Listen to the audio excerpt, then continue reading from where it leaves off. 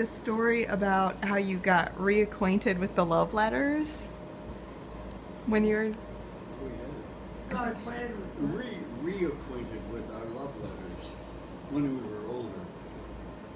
Oh, yeah, well, we have a box on them about this Well, big.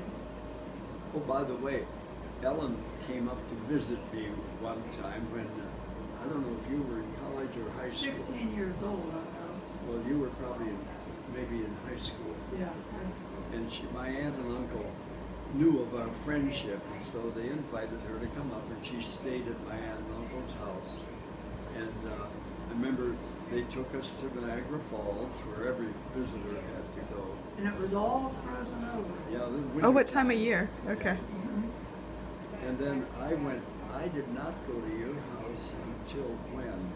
I think I was in the service maybe when I first went to Beaver Falls. Or maybe anyway, I went to Beaver Falls at least once before I went into the service. So we kept up that relationship, and we wrote occasional letters, but not very many, when I was in college and high school, and when she was in college and high school.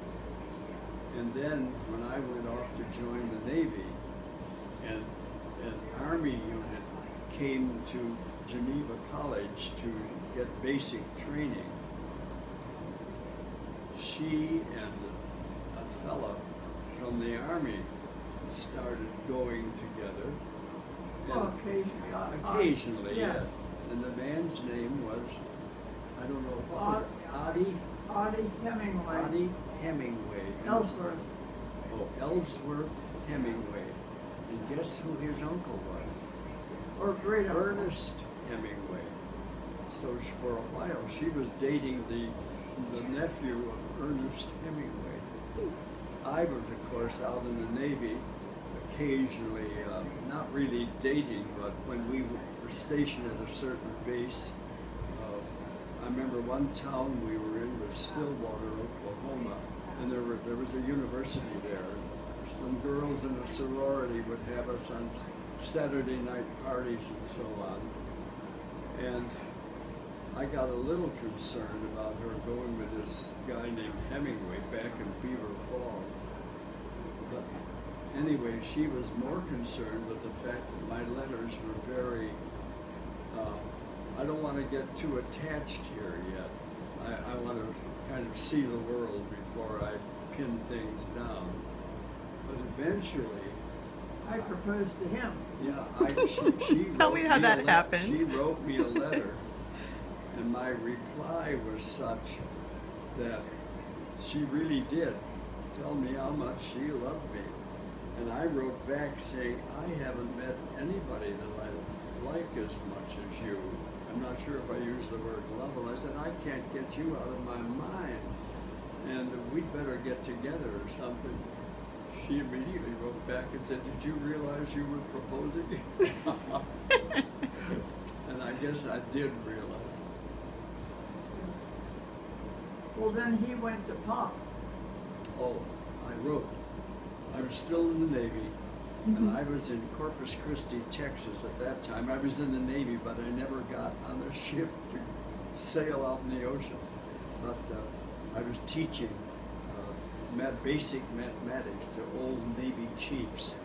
But anyway, at Corpus Christi, Texas, I wrote to her father a letter, and I said, I would like to marry your daughter. And I thought that was the appropriate thing to do. Nobody does that anymore. He gave me permission. They, of course, knew who I was. And we got married. I was still in the Navy. We were married at her home in Beaver Falls. I in my uniform, and she in a beautiful wedding gown. And she came down the stairs in that two-story house. And it was a nice ceremony. The president of Geneva College, who was a minister, married us. And then we had rented a small apartment in the town of Dearborn, Michigan, because I was stationed there.